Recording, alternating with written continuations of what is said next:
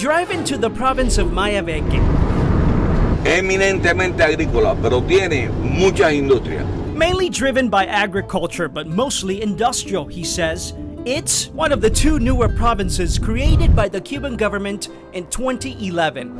Its capital, San Jose de las Lajas, not too far from the city of Havana, is home to one of the distilleries of the famous Havana Club rum.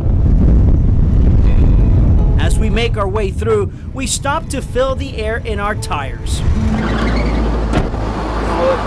One of the issues we had this morning is that one of our tires was low on air, but you can't find air in most gas stations. So what we did is we drove by and saw this guy that says he had air, and here we are doing what we need to be doing, putting air on that tire so we can make sure that we continue our trip.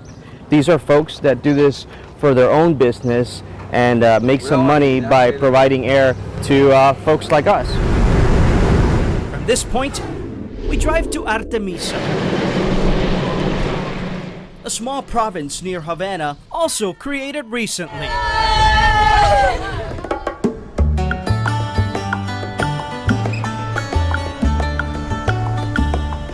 We stopped where you cannot miss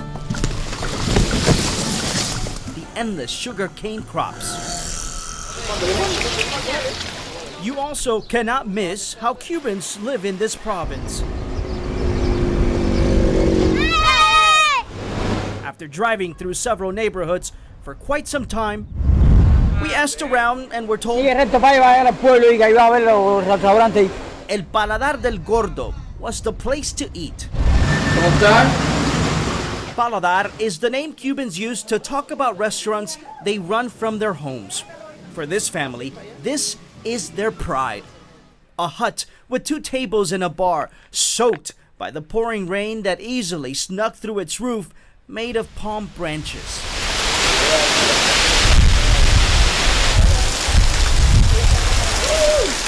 We had not been there 5 minutes when a thunderstorm forced us to take cover.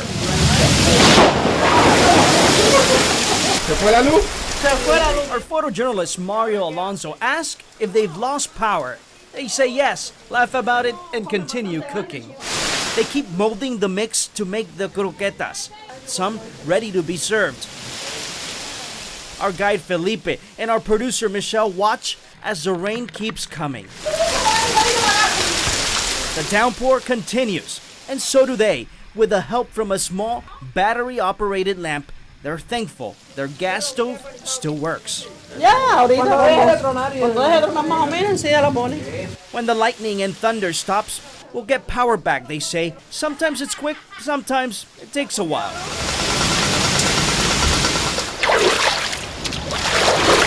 Cubans face obstacles every day. So much rain, folks here in Artemisa spent hours cleaning up the mess. Always looking for ways, as they say, to resolver, to figure it out and keep going. Tere Valdez runs this Paladar. We talk about the changes in U.S.-Cuba relations. She says she's happy to see what's happening and hopes something good comes out of it. Valdez wants to at least be able to see her youngest daughter more often, who lives in Hialeah. Despite the obstacles, lunch is served at our only stop in the town of Artemisa as our journey continues.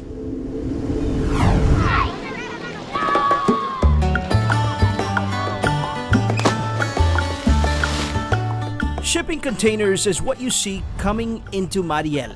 The terminal is Cuba's newest economic attraction. They say it will rival any port in America. Its bay is now a playground for school children taking advantage of their summer vacation. The offloading cranes and containers serve as background to life in a small town that's inextricably intertwined with history in South Florida. Off in the distance, you see a brand new port here off the coast of Mariel, but it was in these very same waters 35 years ago. Thousands of Cubans took off.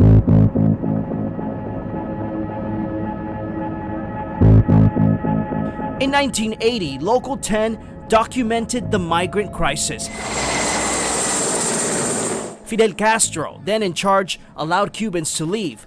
By the time it was all over, some 125,000 Cubans came to America on mostly chartered boats.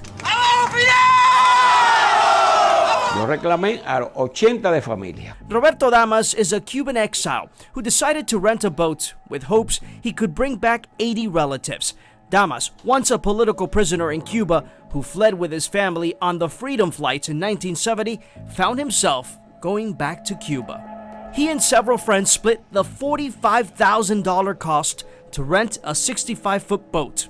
Salimos de Cayo Hueso. They left Key West and eventually made it to Mariel. Tuve 11 días allá.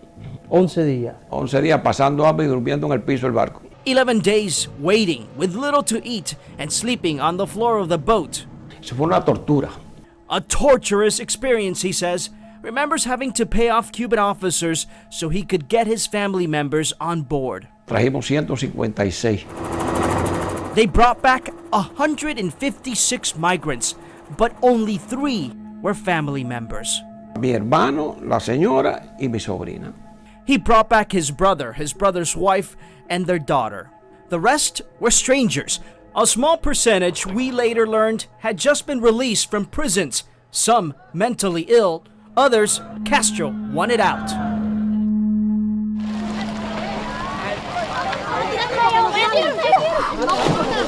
Back on our journey in Mariel, where La familia lloraban.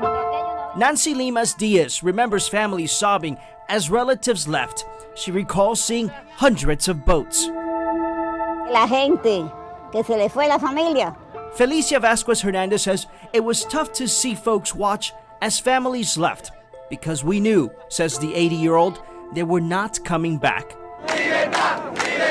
There was also the fear they may lose their lives at sea. The Florida Straits, unfortunately, is something Cubans know too well. For Damas, it's the only time he has returned to his native land. He never plans to go back. Coming up, one of the most scenic and famous parts of Pinal del Rio. Then, how Wi-Fi spots are sprouting up across the island. Bueno, esto es una dictadura. And still ahead, we hear from a Cuban dissident and her hopes for the island when Cuba Coast to Coast returns.